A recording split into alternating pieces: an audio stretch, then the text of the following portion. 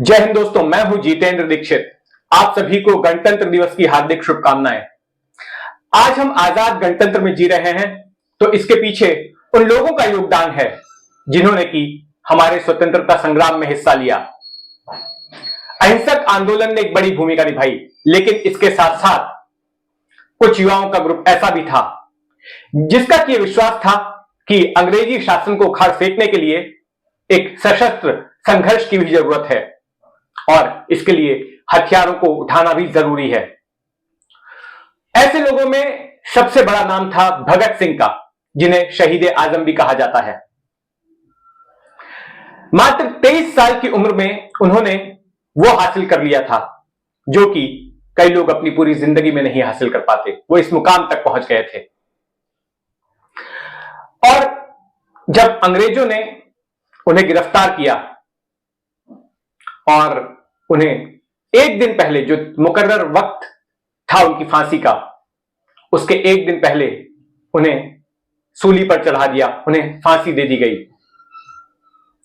तो उनकी फांसी होने तक, उनके पकड़े जाने से लेकर के उनकी फांसी होने तक जो कुछ भी घटित हुआ था, उसके पीछे एक ऐसा शख्स था जो कि किसी वक्त में भगत सिंह का साथी हुआ करता था, लेकिन उसने भगत सिंह के साथ गद्दारी की और वो बन गया किंग्स विटनेस।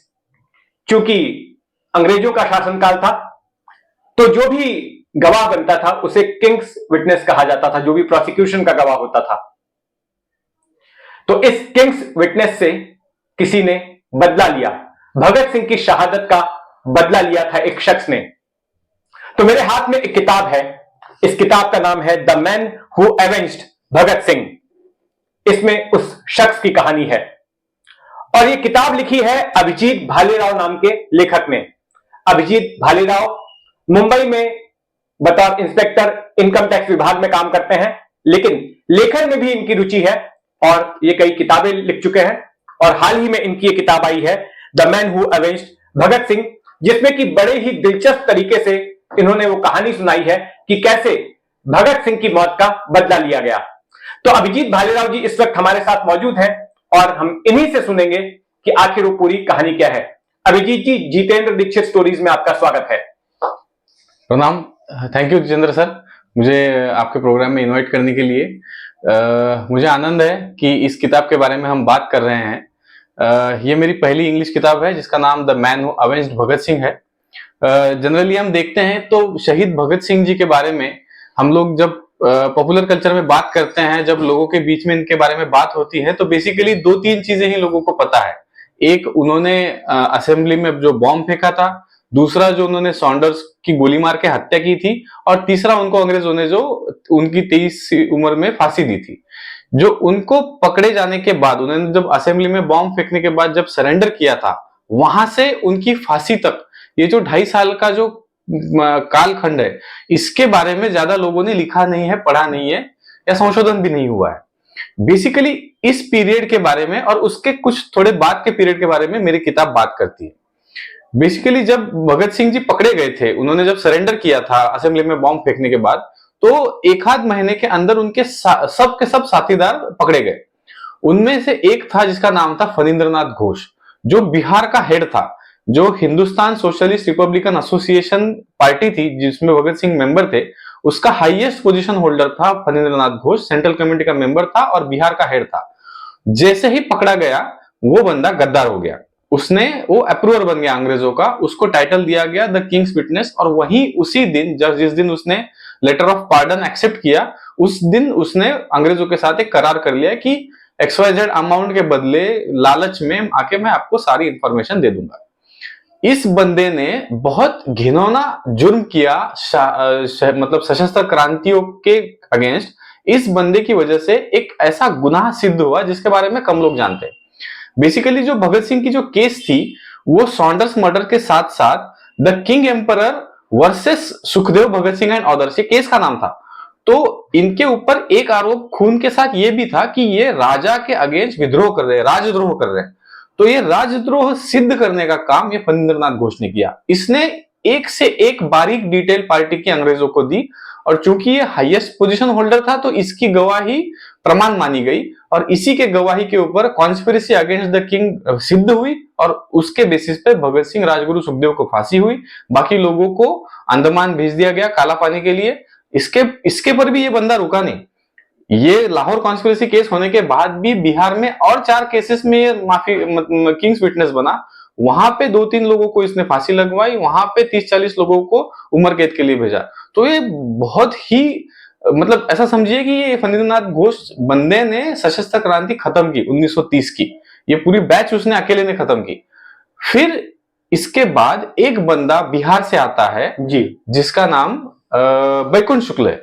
ये प्री प्राइमरी टीचर है बिहार में, और ये अपने लाइफ का ये उद्देश्य बना लेता है कि मैं अपने हीरो का, अपने भगत सिंह के लिए बदला लूंगा। ये मूल प्लॉट है मेरी किताब का। अच्छा, तो मैं आपसे ये तो नहीं पूछूंगा, इसके लिए आपको पाठकों को किताब पढ़नी पड़ेगी कि क्या वो बदला ले पाने में कामयाब हुआ या नहीं हुआ, लेकिन इस शख्स के बारे में बताइए कि ये भगत सिंह से कैसे प्रभावित हुआ था और क्यों इसने ठानी कि भगत सिंह की फांसी का ये बदला लेगा। तो ये बैकुंठ शुक्ल पैदा हुआ बिहार में था, संयोग से ये भी 1907 में पैदा हुआ था, जिस साल भगत सिंह पैदा हुए थे। दोनों एक ही उम्र के लोग थे। जब भगत सिंह घर से कुछ दिनों के लिए भाग के कानपुर आए थे, उनकी शादी के लिए उनके पिताजी प्रयत्न कर रहे थे, तो भगत सिंह भाग के कानपुर आए थे। गणेश शंकर विद्यार्थी जो बहुत नामी पत्रकार थे उस दिनों में, और क्रांतिकारियों के बहुत ही मतलब क्या बोल सकते हैं, उनको सपोर्ट करते थे, तो उनके यहाँ रहे। और गणेश शंकर विद्यार्थी के न्यूज़पेपर्स में भगत सिंह उनके दिनों के और उनके पहले के क्रांतिकारियों के संक्षिप्त आत्मचरित्र लिखा करते थे। दैनिक प्रताप या दैनिक अर्जुन, ये न्यूज़पेपर के नाम थे। इन आत्मचरित्रों को पढ़ के बैकुंठ शुक्ल बहुत प्रभावित हुआ, और जब भगत सिंह पकड़े गए तब उनको पता चला कि ये आत्मचरित्र लिखने वाला बंदा और कोई नहीं, ये भगत सिंह था। और वो बहुत शिद्दत से चाहता था कि मैं सशस्त्र क्रांति में उतरूं, पार्टिसिपेट करूं। गांधीवाद से ज्यादा उसको क्रांतिकारी गतिविधियों में ज्यादा इंटरेस्ट था, लेकिन उसका कोई कांटेक्ट नहीं था कि कहां से वो भर्ती हो। बिहार में उतना काम नहीं था क्रांतिकारियों का उस टाइम पे। लेकिन उसके गांव का एक बंदा था जिसका नाम था योगेंद्र शुक्ल। ये बहुत ही जबरदस्त क्रांतिकारी था, चंद्रशेखर आजाद का पुराना सहयोगी था। तो इसने योगेंद्र शुक्ल से कांटेक्ट किया, लेकिन जिस समय वो कांटेक्ट में आया योगेंद्र शुक्ल के, उस समय तक भगत सिंह जेल के अंदर जा चुके थे। तो योगेंद्र शुक्ल ने क्या किया, उनकी ट्रेनिंग अरेंज करवा दी, क्योंकि क्रांतिकारी ऐसे नहीं बनता कि मैं क्रांतिकारी बनना चाहता हूं, पकड़वा दी बंदूक उसके हाथ में और चला गया कहीं। बाकायदा उसकी वेपन्स में ट्रेनिंग, उसकी आइडियोलॉजी में ट्रेनिंग, उसकी पढ़ाई का बंदोबस्त योगेंद्र शुक्ल ने मुजफ्फरपुर में किया। और जब उसकी ट्रेनिंग खत्म हुई तब वो पार्टी में उसको इंडक्ट किया गया कायदे से। तो ये बैकुंठ शुक्ल था जो प्रोटैगनिस्ट है इस किताब का। ये बिल्कुल, देखिए ये जो कहानी है पूरी अब से 100 साल पहले की है।